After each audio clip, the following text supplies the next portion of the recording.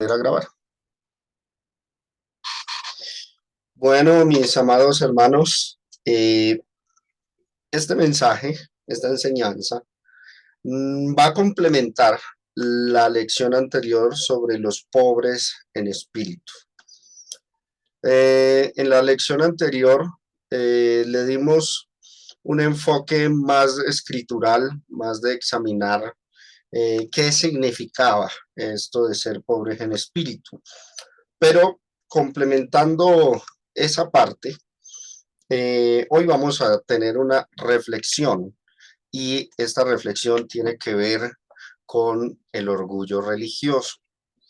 ¿Recuerdan la parábola del fariseo y el publicano, donde el fariseo oraba consigo mismo y era hinchado totalmente de orgullo a raíz de su religión y de su religiosidad y fidelidad, entre comillas, a la ley de Moisés?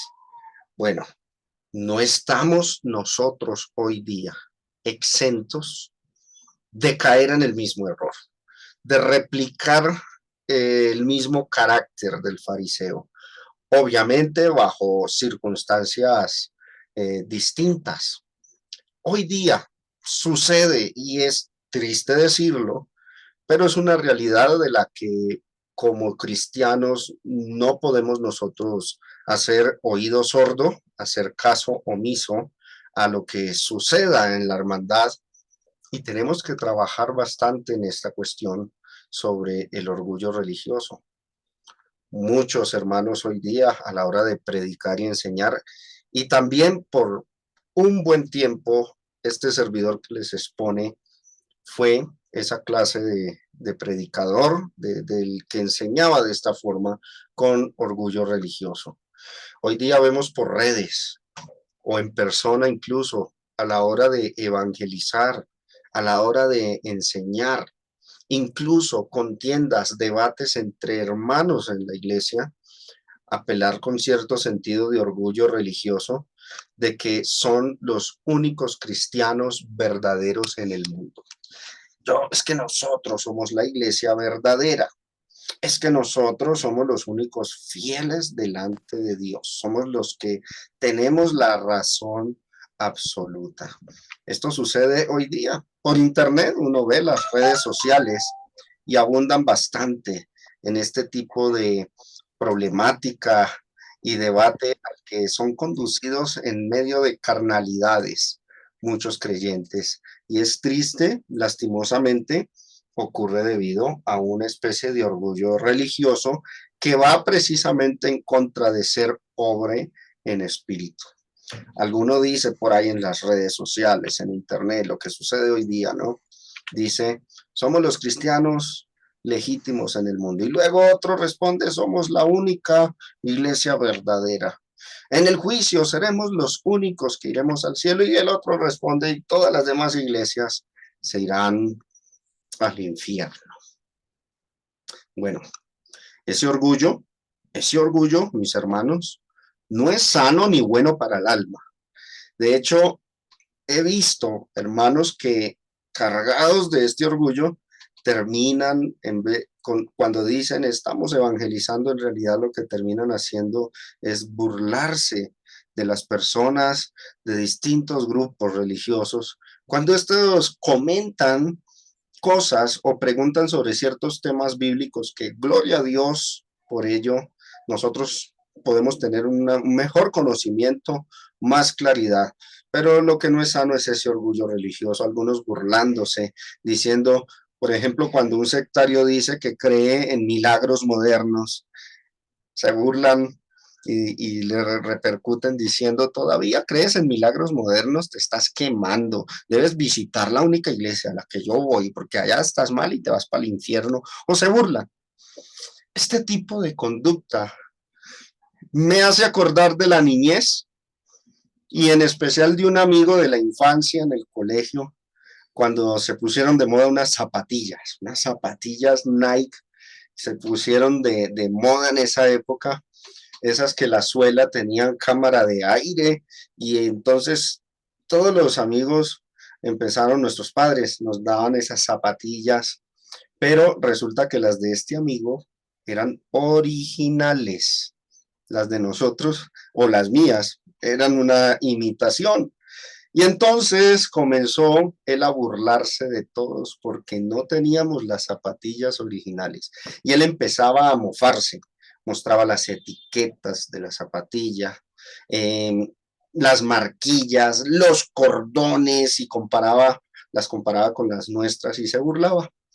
Al final, aquel muchacho terminó marginado de los demás, nadie lo invitaba a jugar, nadie le ofrecía su amistad y él sufrió mucho por eso, lloró bastante porque nadie lo llamaba a jugar. Y el problema no era que le tuviésemos envidia, porque eso llegó a pensar, si le teníamos envidia porque él tenía las zapatillas originales, no, le admirábamos incluso por ser el único que tenía las zapatillas originales.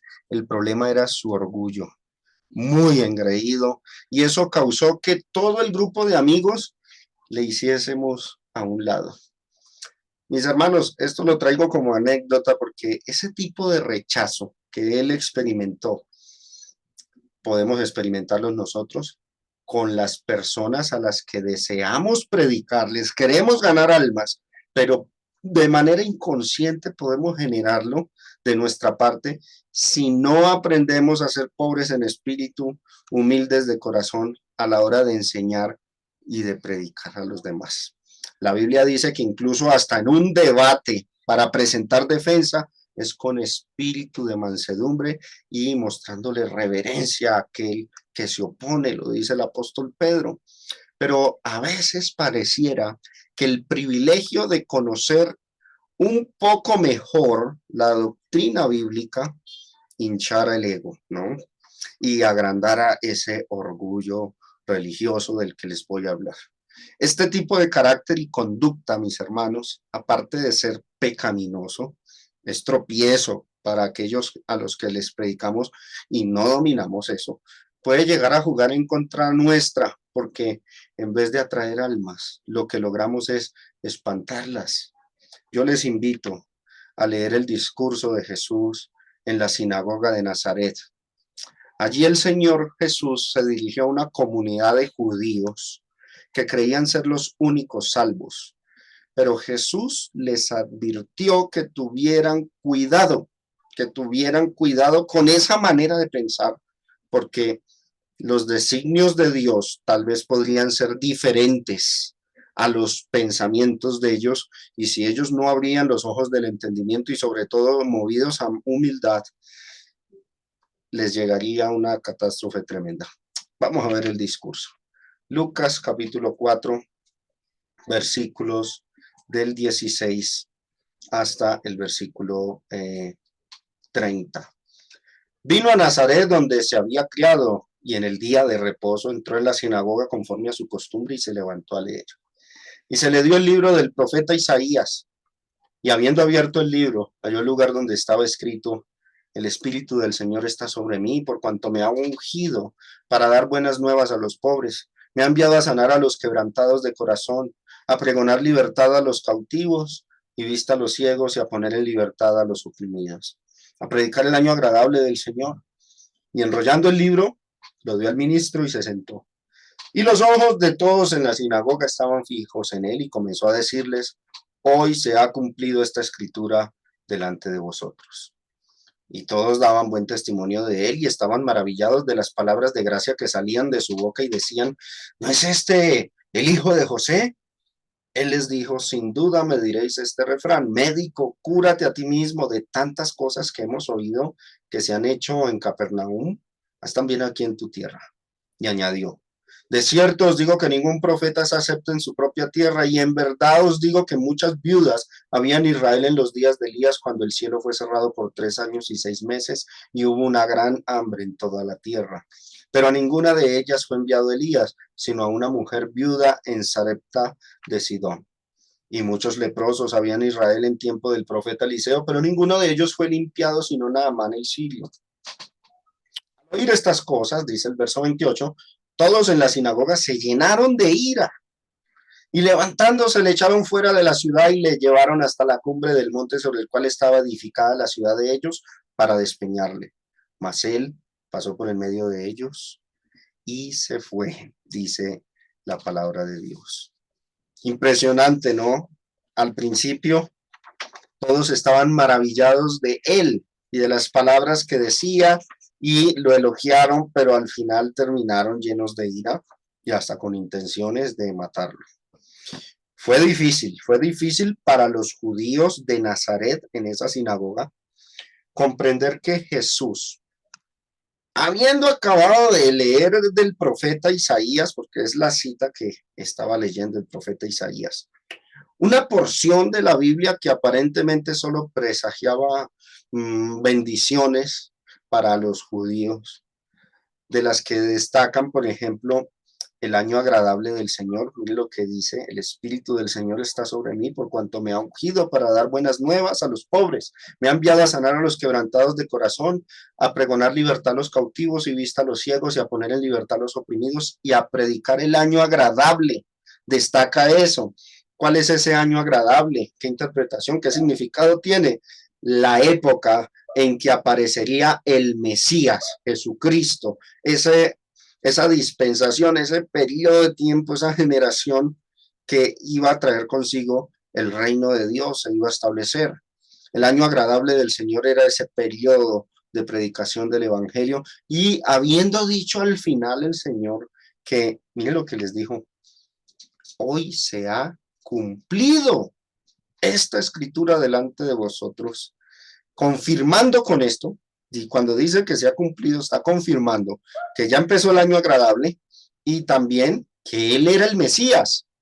Y viendo que todos en la sinagoga le acogieron, porque ¿qué dice el texto?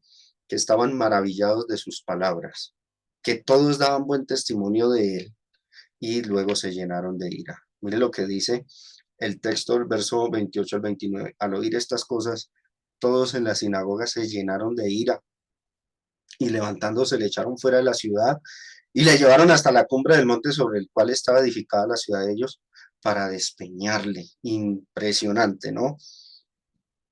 No encontramos la forma de concordar, de armonizar la naturaleza acusatoria de la parte final del discurso con el hecho de que él era el ungido enviado a predicar buenas nuevas. El término buenas nuevas significa buenas noticias. En griego es evangelisen, evangelio también, que a veces en algunos textos de la Biblia o en la mayoría de los pasajes de la Biblia, en la versión Reina Valera de 1960, se ha transliterado, o sea, así como está en el griego evangelio, se ha transliterado y quedó evangelio, pero traducido es buenas noticias, buenas nuevas.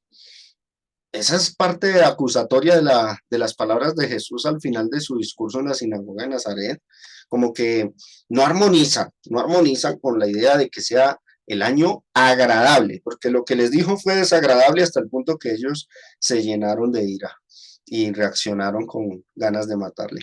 Ahora vamos a ver la razón del rechazo, mis hermanos, para explicar el extraño carácter del Señor y la reacción del pueblo en ese momento.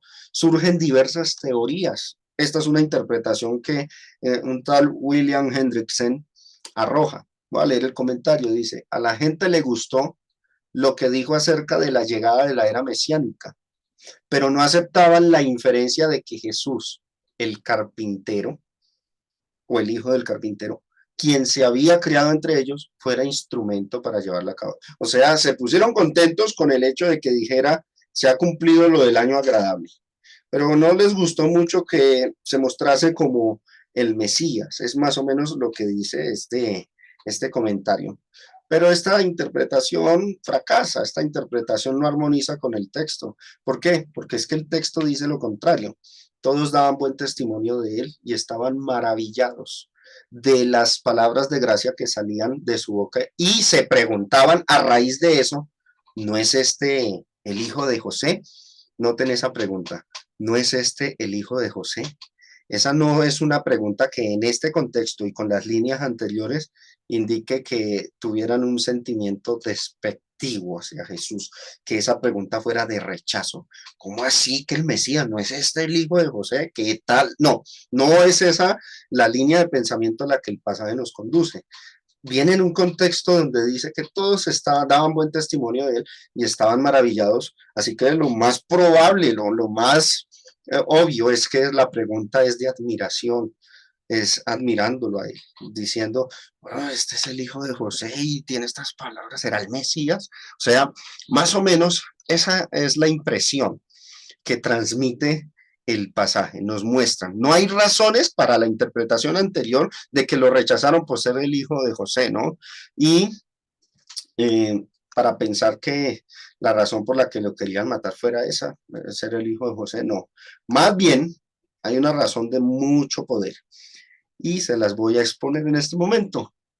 Resulta que el texto que leyó el Señor Jesús, como les dije, venía del profeta Isaías. Curiosamente, el Señor en la lectura se detuvo en un punto, y no terminó de leer todo lo que decía el profeta Isaías, pero lo que seguía en esas líneas, cuando uno recurre al pasaje de Isaías, es de sorprender, y ahí uno puede captar el por qué los judíos se llenaron de ira a raíz de lo que el Señor insinuó con su comentario posterior a la lectura. Leamos el texto.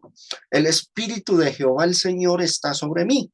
Un texto mesiánico, o sea, para los judíos esto era algo que anunciaba el Mesías.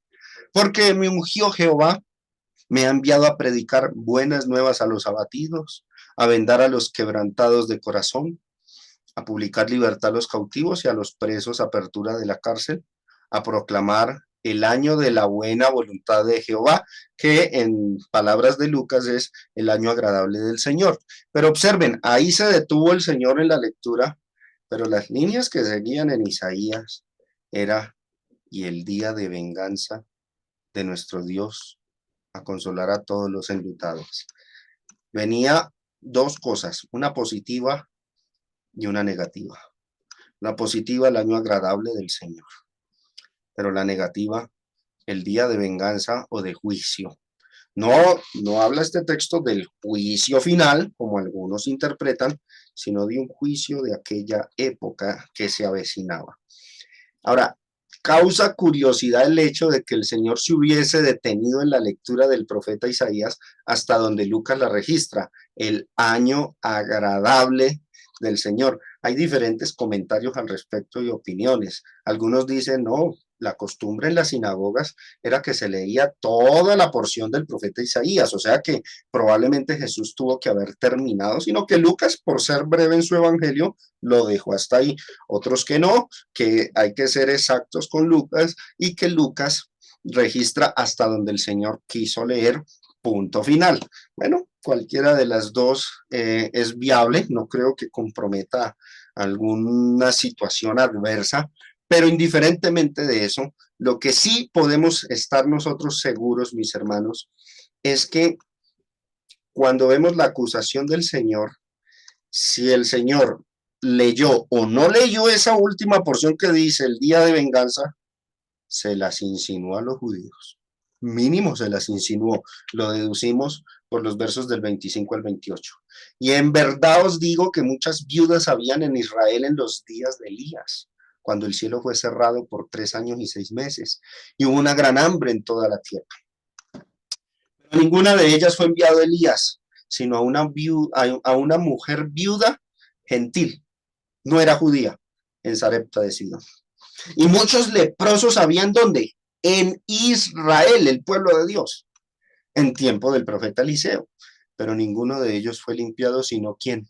Otro gentil, alguien ajeno al pueblo, ajeno a los pactos, sin esperanza, sin Dios en el mundo, dice la carta a los Efesios capítulo 2, verso 11, Naamán el sirio. Al oír esas cosas, eso fue lo que les enfureció, esas palabras. Todos en la sinagoga se llenaron de ira. Probablemente captaron el mensaje. El Señor lee la porción de Isaías, se detiene en la lectura hasta donde habla el año agradable, pero con estas palabras, ¿qué insinuó?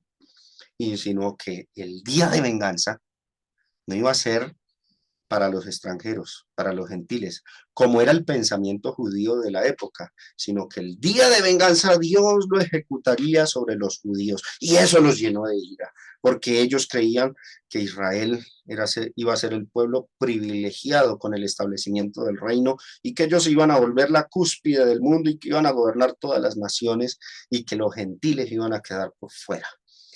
Al contrario, Jesús le mostró otra perspectiva. Atacó el orgullo religioso de los judíos.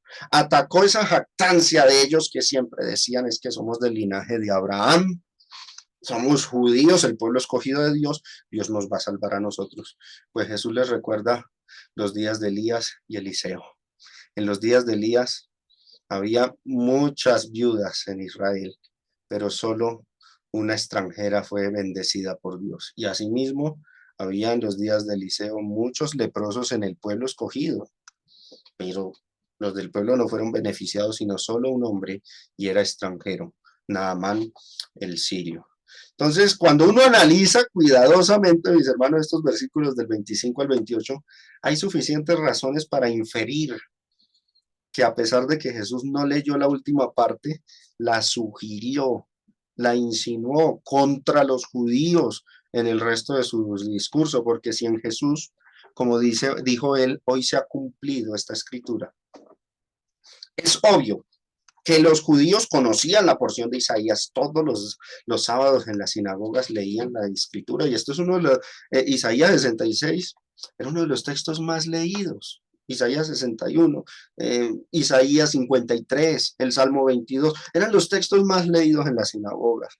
Es obvio que los judíos de la sinagoga entendieron la naturaleza acusatoria del mensaje por parte de Jesús, comprendieron la fuerte exhortación de Jesús hacia ellos y lo que implicaba la profecía, porque estamos leyendo profecía mesiánica, que no solo había llegado, cuando él dijo, hoy se ha cumplido esta escritura, ellos entendieron que no solo había llegado el año agradable, sino también el día de venganza que él no menciona, pero que ellos lo sabían por la lectura.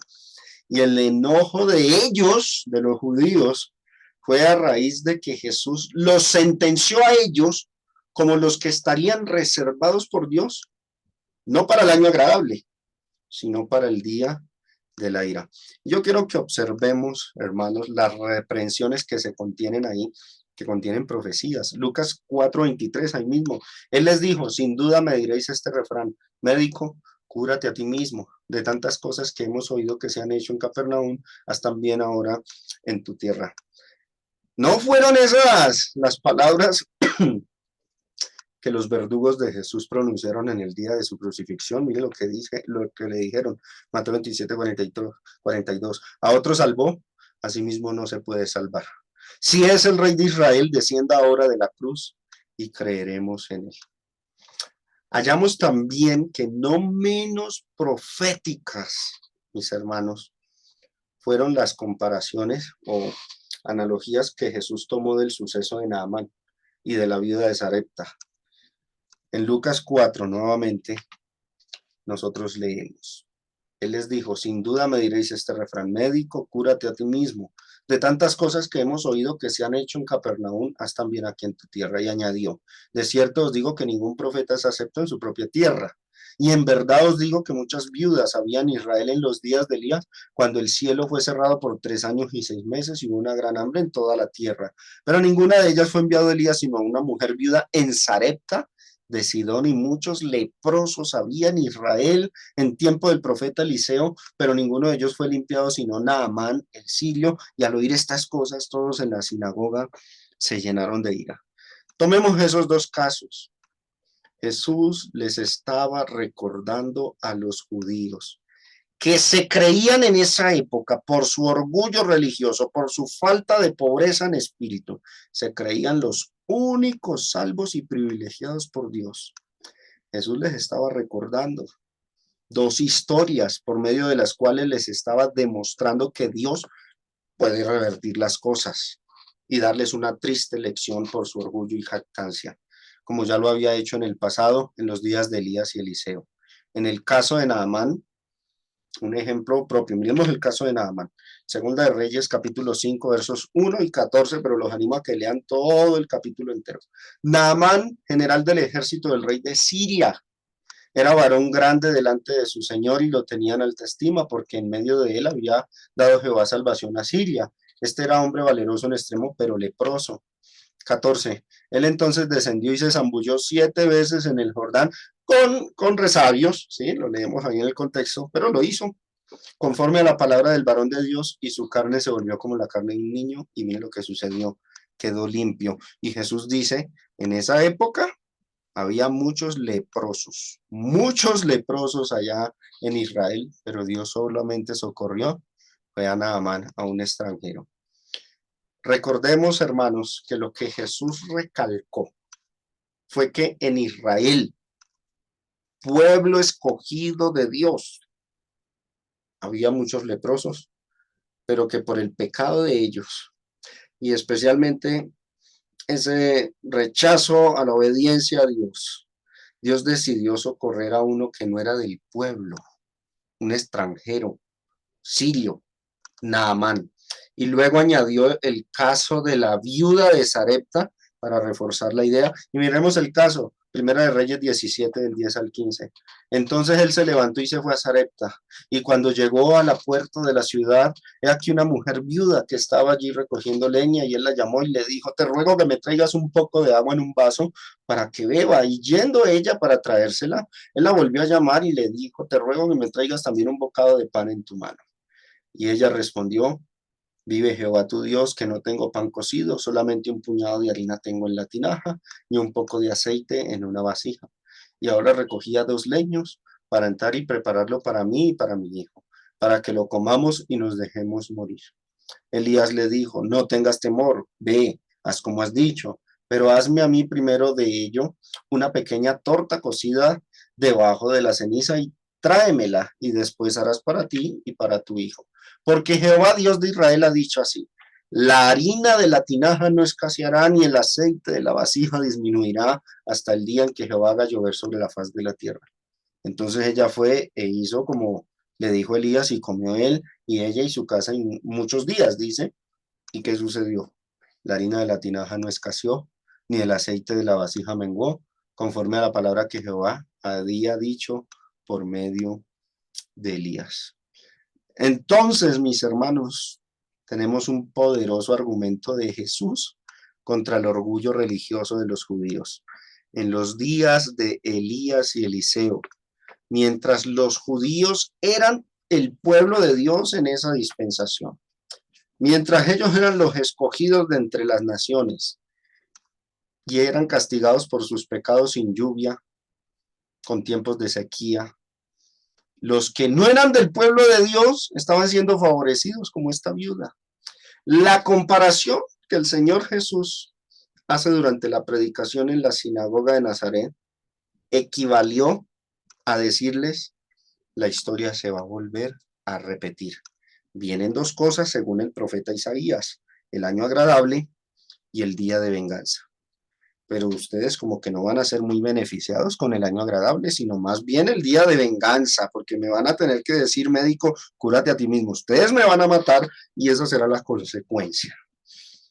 El orgullo religioso hizo que ellos entonces reaccionaran de la forma en que lo hicieron, con violencia, queriéndolo matar. Y lo que encolerizó a los de la sinagoga fue oír que el año agradable del Señor, porque lo que insinúa eso es evidente, pongámonos en los zapatos de esos judíos, lo que insinuó el Señor es que el año agradable no los iba a beneficiar a ellos, a los judíos, sino a los extranjeros, a los incircuncisos, a los gentiles. Tal y como sucedió, pocos del pueblo de Israel se convirtieron en la época de los apóstoles, pero fueron muchos los gentiles. Las iglesias prosperaron fue entre los gentiles, mientras que en Israel fueron perseguidos. Esa época, las personas más odiadas por los judíos eran los gentiles, y ellos tenían mucho orgullo religioso en contra de ellos. Para los de la sinagoga, Eso fue una ofensa enorme que Jesús les dijera, el año agradable es para los gentiles y el día de venganza para ustedes, porque todos los judíos estaban a la expectativa, a la llegada del Mesías, aspirando que Dios estableciese su reino y que ellos fueran los más beneficiados, los más privilegiados por ser el pueblo de Dios, del linaje de Abraham. Y mientras pensaban en ese momento también que los gentiles iban a ser los excluidos, los castigados, sin ninguna posibilidad de alcanzar la salvación. Miren este comentario de William Barclay, que nos narra el panorama histórico, cultural, contemporáneo de la época de los apóstoles. Miren lo que dice. Los judíos sentían un inmenso desprecio hacia los gentiles. Algunos hasta decían que Dios había creado a los gentiles para usarlos como leña para los fuegos del infierno, imagínense, que Dios no amaba nada más que a Israel de todas las naciones que había hecho, que como se debía aplastar la mejor de las serpientes, había que matar al mejor de los gentiles. No era ni siquiera legal el prestar ayuda a un gentil en el momento del parto, porque eso no serviría nada más que para traer a otro gentil al mundo. La barrera entre los judíos y los gentiles era absoluta. Si un judío se casaba con una gentil, se llevaba a cabo su funeral como si hubiera muerto. Impresionante el pensamiento judío, el orgullo religioso. Pedro, Dios le dijo, el Señor cuando resucitó le dijo, ve y predica a toda criatura, a todas las naciones el evangelio. Y ascendió. Pedro vaciló. Tardó, según la cronología que algunos han estudiado, entre 7 u 8 años en predicarle al primer gentil, a Cornelio. Y cuando Dios le mostró un lienzo, Hechos capítulos 10 y 11, Pedro se mostró como reacio, Señor, ninguna cosa inmunda he comido. Y cuando llegó a donde Cornelio, fue hasta sincero y le dijo, ustedes saben cómo es de desagradable para un judío acercarse a un gentil, a un incircunciso, pero bueno, Dios me ha mostrado que no debo llamar a nadie inmundo, ni hacer esa acepción de personas. Esto nos muestra el panorama cultural y el pensamiento judío con respecto a los gentiles. Y todos los judíos en la época de Jesús anhelaban ver ese año agradable y creía que ellos iban a ser los beneficiados por ser del linaje de Abraham. Eso explica el por qué se emocionaron cuando Jesús les dijo, hoy se ha cumplido esta palabra delante de vosotros. Pero luego, con las palabras de Jesús, cuando les mostró que, vean, acuérdense, que en los días de Elías y Eliseo los beneficiados fueron los gentiles y los del pueblo de Dios fueron más bien castigados, se les mostró que eran inmerecedores de la bendición y que ellos iban a ser más bien reservados no para el año agradable, sino para el día de la venganza, se ofendieron. Y aquí merece lugar una observación importante. El tiempo de salvación fue descrito como un año, en sentido simbólico, mientras que el día de la venganza fue como un día, se refiere. No se trata pues de un año y días literales, ahí son símbolos, son periodos de tiempo simbólicos adecuados en la mente de Dios, en las cuales la bendición y el castigo iban a llegar. Y la historia final del pueblo, triste, en el año 70, Jerusalén fue destruida en una guerra contra los romanos. En el año 66 después de Cristo, las guerrillas de Israel, celotes y fariseos, expulsaron a los romanos que habitaban en Judea y retaron al emperador Nerón. Como consecuencia, las tropas romanas rodearon a Jerusalén y estalló la peor guerra habida de la vieja dispensación. El templo fue incendiado y Jerusalén fue destruida en el año 70 después de Cristo. Muchos judíos fueron masacrados y los que sobrevivieron fueron vendidos como esclavos a los extranjeros. En fin, los que anhelaban las promesas de Dios y se jactaban de que solo eran para ellos, fueron juzgados y castigados por su soberbia, mientras que aquellos de los cuales se burlaban, o sea, los gentiles, los incircuncisos, extranjeros, inmundos, ajenos a los pactos, los sin Dios y sin esperanza, fueron los más privilegiados porque el reino del Señor creció, o sea, la iglesia, y se expandió con mucho mayor alcance y multitud de creyentes en las ciudades extranjeras, entre los gentiles, más que entre los judíos. Hermanos, esto no nos demuestra mucho, esto no nos pone a pensar. Los judíos se llevaron un fiasco por orgullosos y confiados en cuanto al aspecto religioso.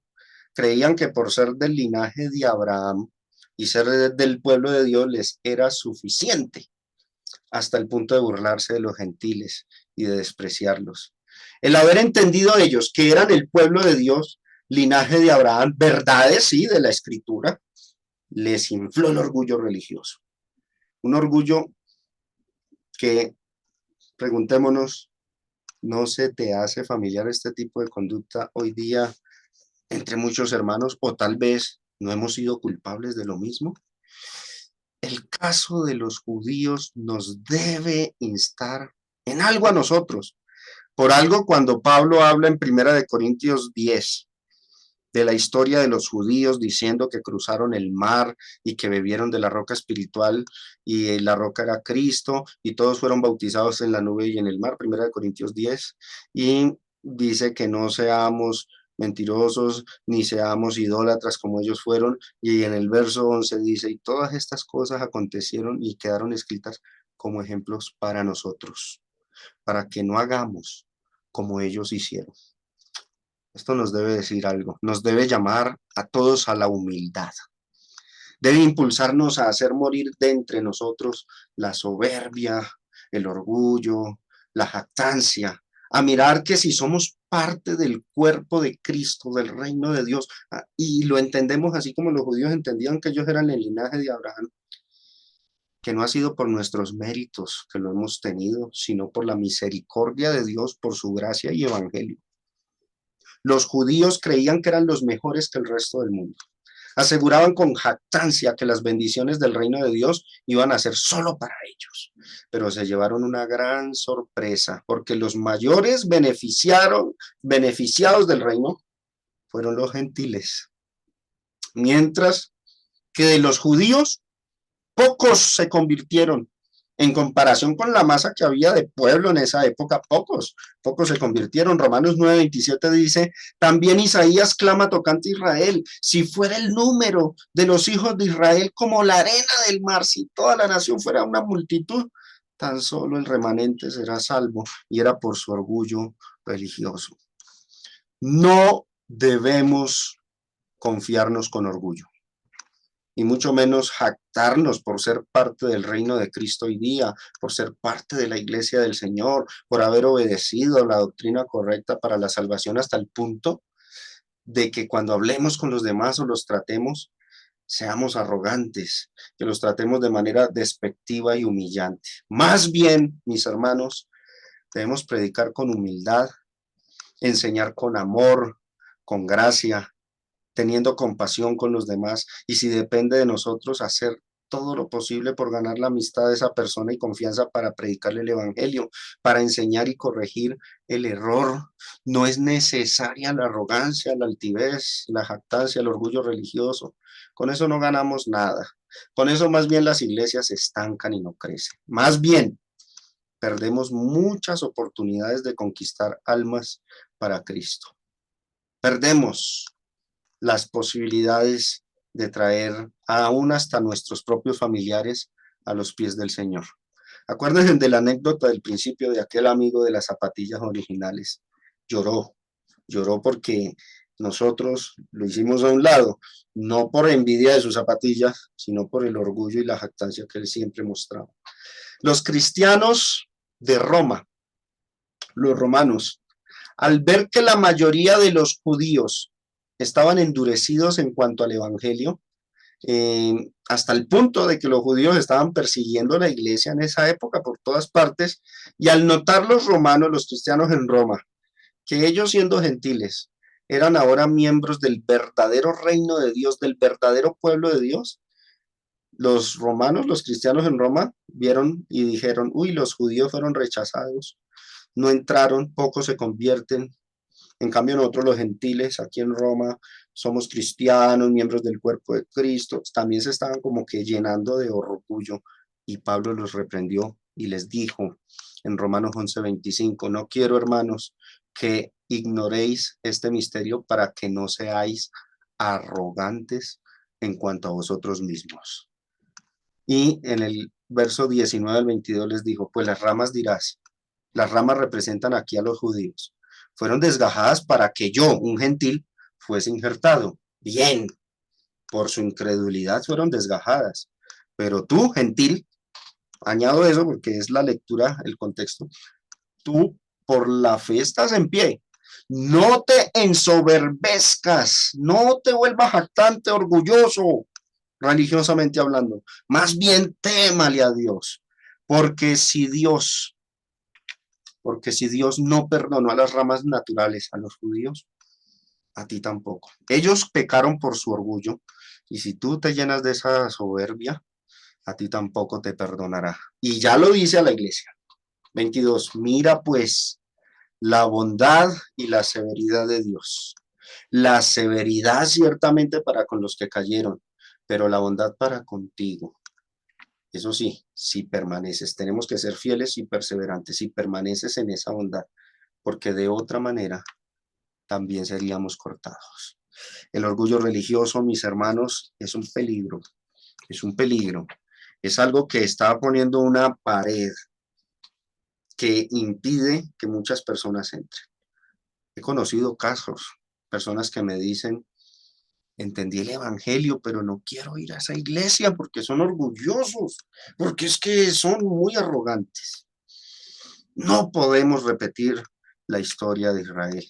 Y por supuesto, esta reflexión sobre el orgullo religioso es un complemento que quería compartirles a raíz de la enseñanza anterior sobre el ser, está muy estrechamente ligado con ser pobres en espíritu, humildes, reconocer nuestra necesidad de Dios, pero también reconocer que los demás necesitan de Dios y que tenemos que ser pescadores de hombres y valorar las almas de los demás. Las almas de los demás valen mucho. ¿Saben cuánto valen las almas? Valen la sangre de Cristo, porque Cristo derramó su sangre por todos.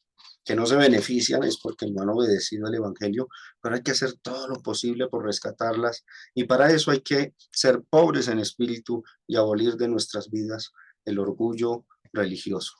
Gracias por la atención que me prestaron y que el Señor les bendiga.